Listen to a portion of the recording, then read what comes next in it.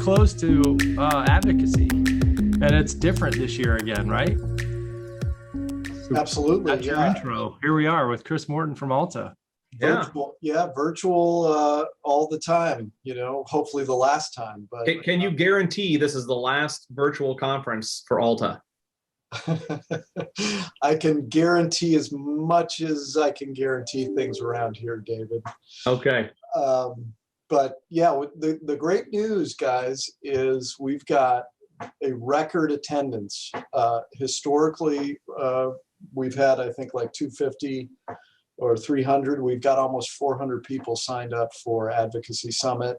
And we've got, I think, over 300 meetings, or 300 people going to meetings on the Hill. So that's awesome. Now, Chris, one of the best parts about advocacy is Lobby Day, is the walking around the halls of Congress, parking at Bull Feathers for a while, seeing everybody, doing everything. Tell us how we're going to get close to that this year with, at least meeting folks, and how that'll work. Yeah, I mean, it's definitely going to be different. But the key thing, and I think it's pretty cool, because last year we did a bunch of virtual meetings with ALTA members in the last quarter of last year. And what we found is you actually have more focused time of the members. There's not people running in and out of the office. There's not bells ringing for votes. There's not staff leaning over or whispering in their ear. It really is a lot more opportunity to tell our story. And so that's different and I think beneficial. The other thing is we got a great lineup of speakers before everybody goes to their virtual meetings. Mm-hmm. We've got Tuesday, we have Ed Perlmutter, who is the chairman of the House Financial Services Consumer Protection and Financial Institutions Subcommittee from Colorado. He's going to talk to Bill Birding. They used to be in the same law firm back in the day before Ed came to the Hill.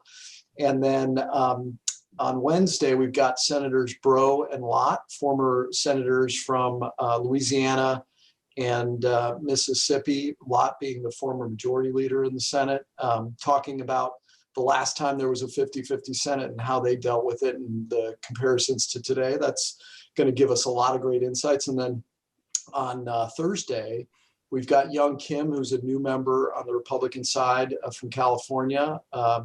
She is former small business owner, former staffer on the Hill. So she's got a lot of great perspective on all of this. And then we're going to cap it off with Cedric Richmond from the White House giving some remarks. So, I mean, that's a tremendous group of people. If you're not a wonky political title person and this stuff scared you off for the last year or so, the content you have, not just the lobby meetings or the meetings with the reps and senators and the staffers, the content is there too.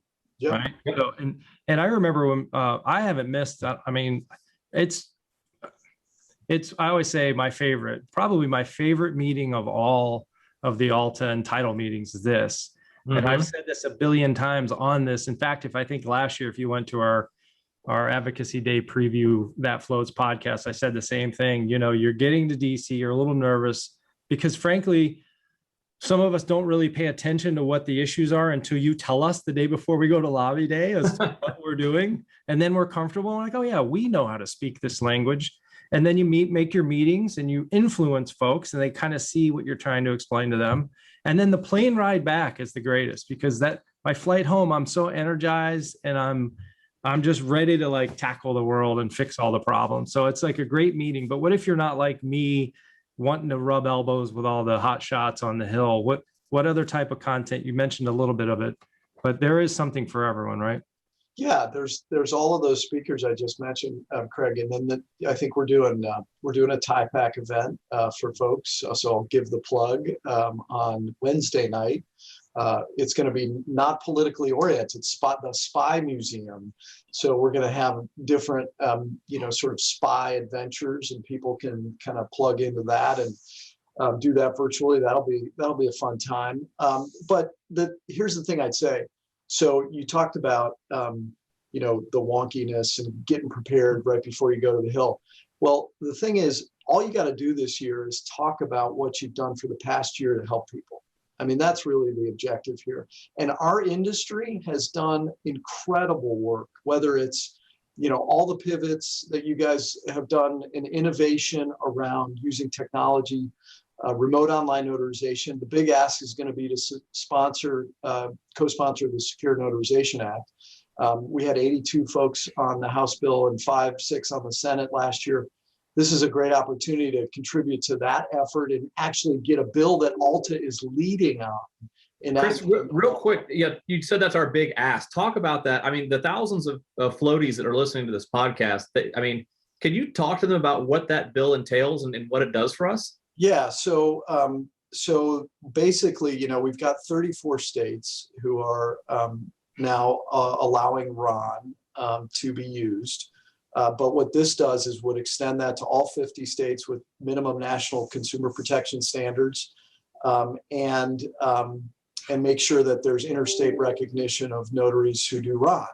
So, you're going to be able to conduct all your deals across the country using this new technology in places that don't exist now, like California, South Carolina, all these other new states. A lot of that, even though like the biggest talk before was Virginia had it, but then people leaned on the full faith and credit clause. But some states had notary requirements that were different, required in person and things like that. This will just smooth all those wrinkles out, correct? And allow notaries to, with RON at least, to operate nationwide.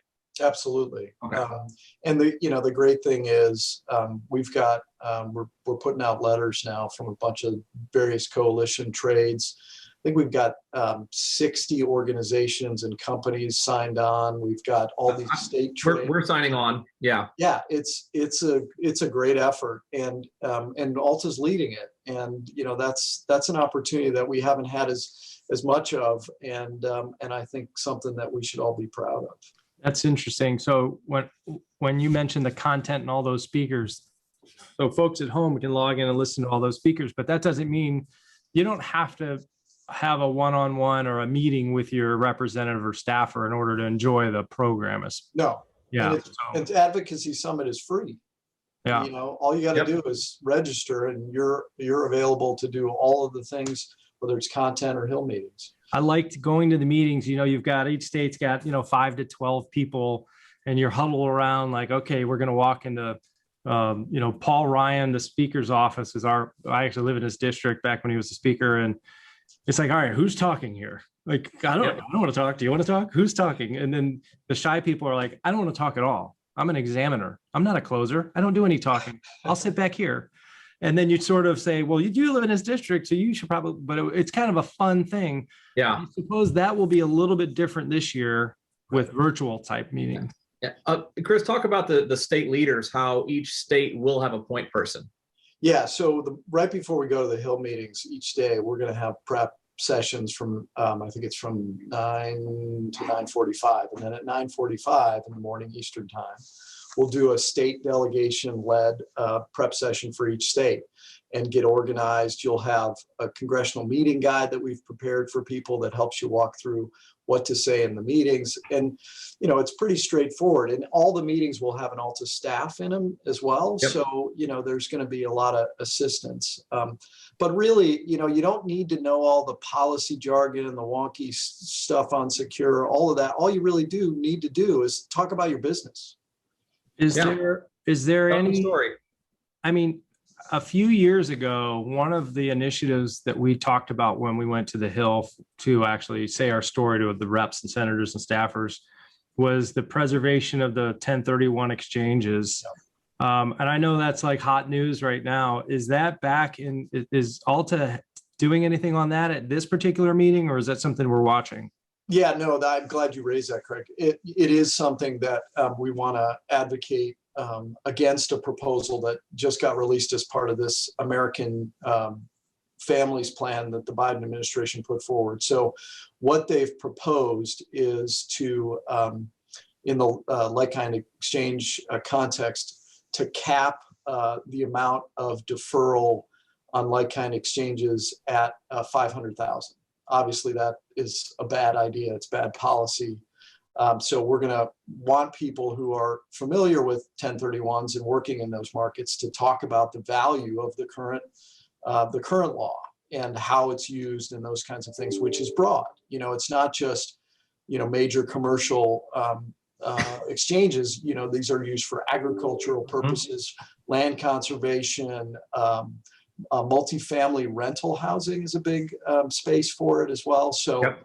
we're going to have talking points on that. The good news, I'll just say this, we've got a broad coalition that's real estate organizations, but also farm groups, agricultural interests, conservation interests, and we've already had a bunch of meetings with staff on the Hill and the tax committees.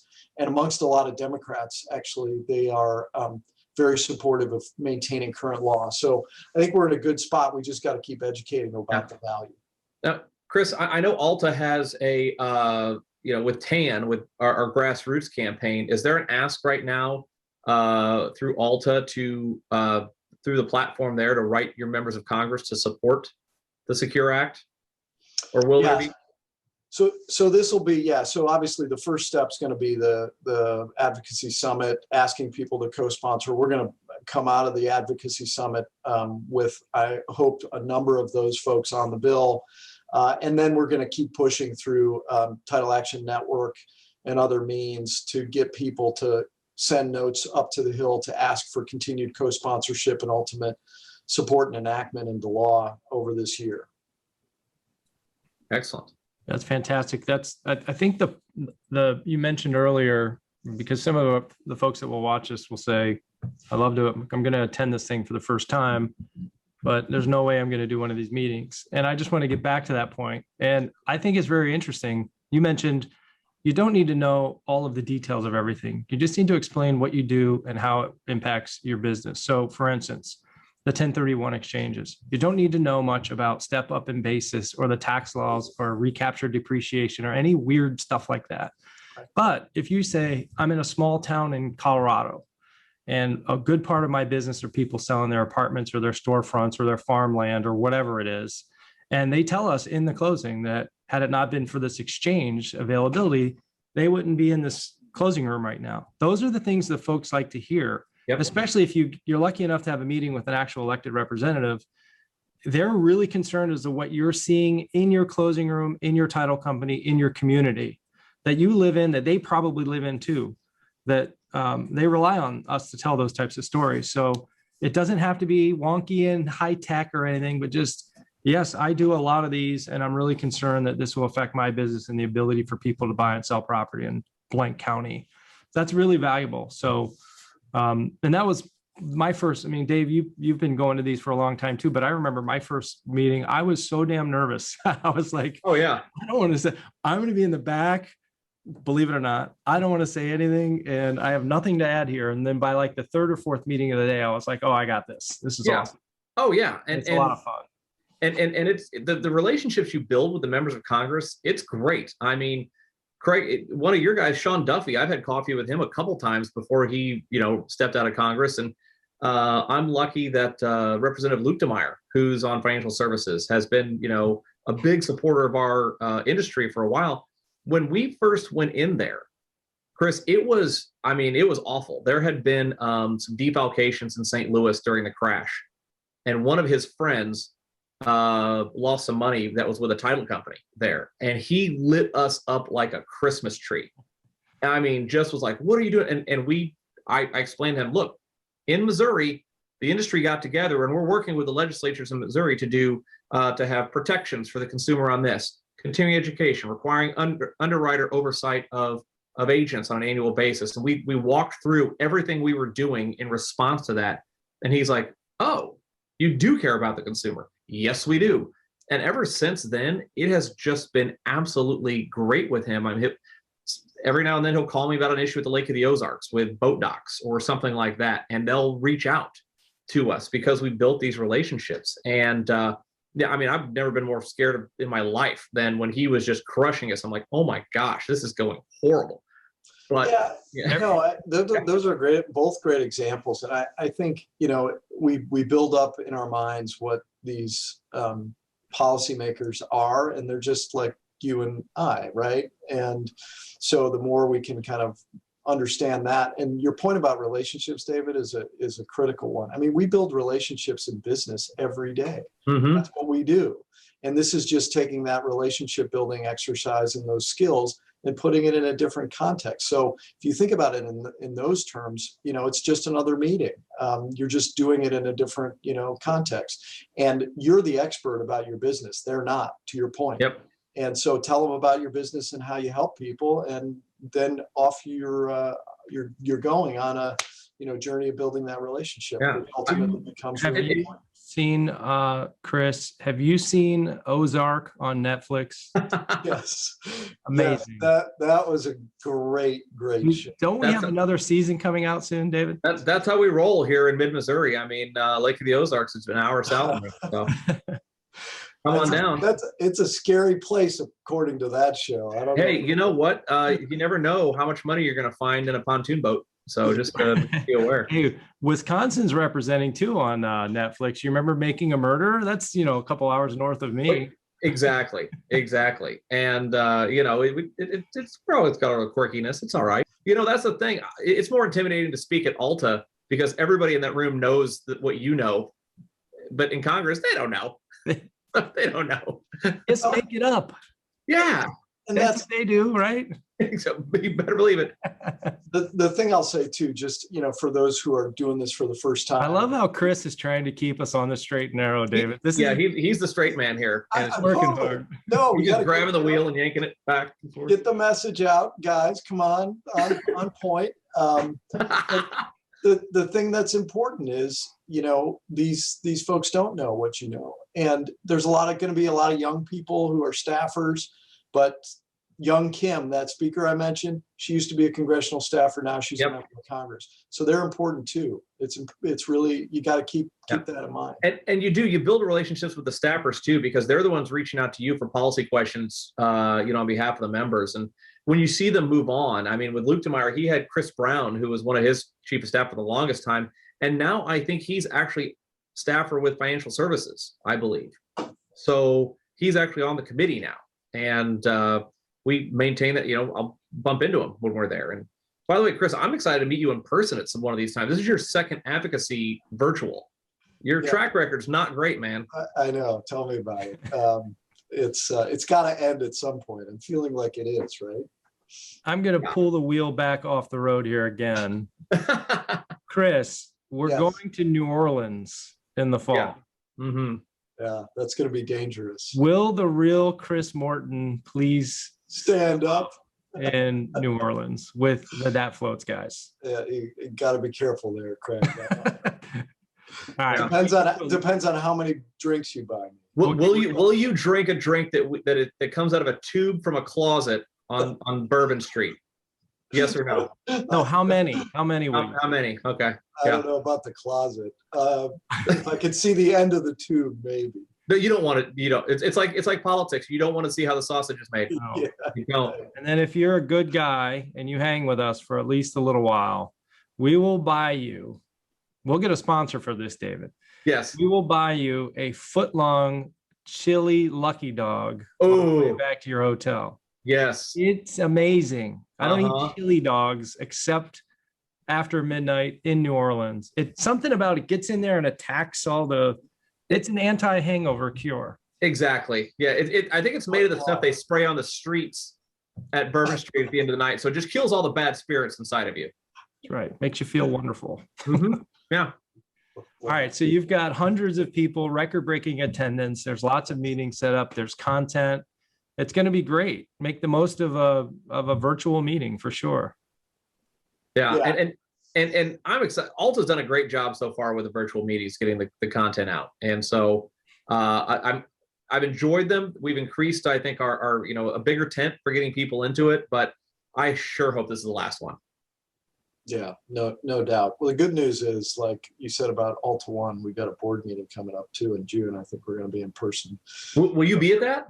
I will be. I will get to meet you. All right. Yeah, absolutely. And I think, we're doing a couple other meetings before ALTA One that might be large agents. Yep. So it's going to be, I think it's going to be good. I still haven't met all the team on the government affairs side, believe it or not. It's That crazy. is crazy. I was in the office yesterday. It's a good story. So Whitney shows up, Whitney on on Yeah. ALTA team, and she's down in the lobby, and I'm coming down and from my office. She wasn't up here, so I didn't see her. I go to the lobby and I see her from a distance, and I'm like looking at her. She's looking at me. We're kind of like, we know each other, but we really don't. And then we kind of got closer and realized, hey, you're Whitney. Hey, you're Chris.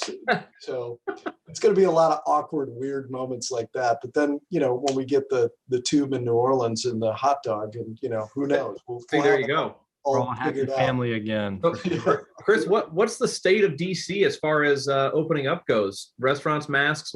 Give us the rundown there. So actually, things are really opening up.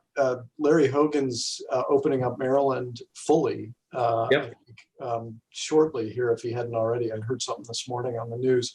And DC is June, so like beginning of June, everything will be open and back to normal. So Did you guys see the news just broke probably about an hour before this we started recording? This is a little after lunch on May 13th. The CDC's ruling on masks. Just yeah, I saw that.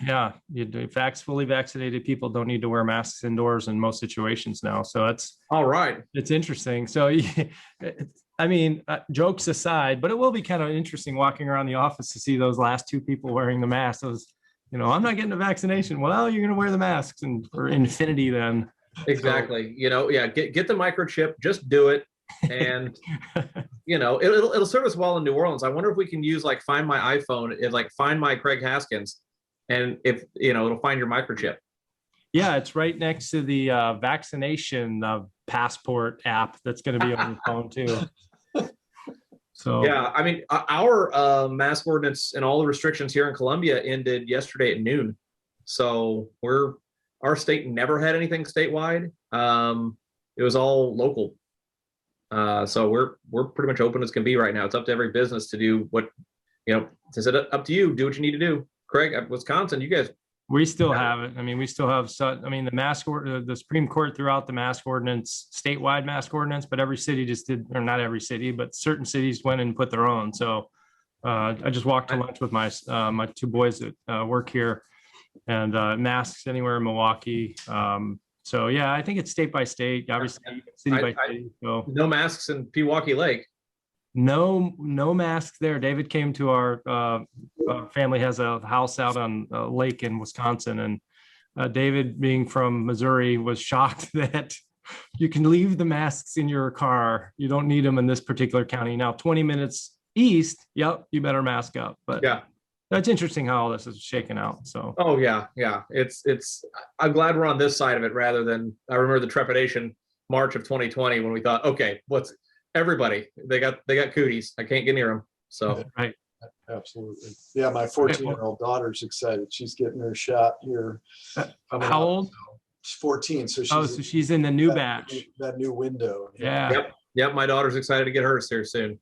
Yeah, my 14-year-old was asking, saying, Dad, when do I have to get it? And I said, well, I don't know. What do you think? And he goes, I don't want to get a needle. And I said, all right, let's think past the half of a second of an ouch. So we'll see how that shapes up. Yeah, pinch him on the other arm right when it happens, and he goes, ow, there, and they do it, and they're like, hey, it's done. So Unbelievable. So yeah. Oh, all right, boys. This was fun. What else do we need to know? Registrations at alta.org. Click around. You can figure it out. It's really easy to find. Yep. Participate. At least Absolutely. you don't have to be on from 8 a.m. to 8 p.m. every day. If you want to jump in and out however you want, it's virtual. Yeah, and we're just asking, for the meeting side, if you want to do a few meetings, do your member of Congress and your two senators, and enjoy the programming and see what it's all about. Awesome. excellent. Well, we're really excited. Yeah, we are too. And thank you both again for all of your leadership across all of the advocacy work we're doing. It's been phenomenal.